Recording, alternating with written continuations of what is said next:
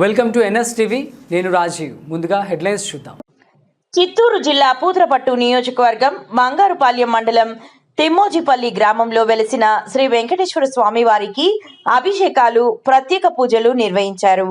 అనంతరం జ్యోతమ్మ, రామమూర్తి నాయుడు కుటుంబ సభ్యులు అన్నదాన కార్యక్రమం నిర్వహించారు.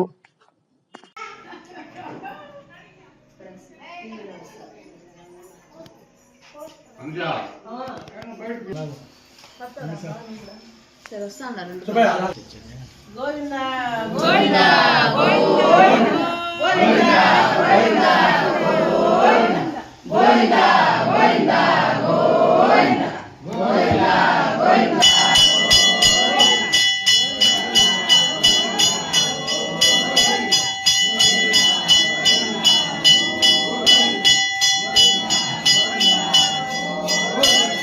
రాగా రండి రండి.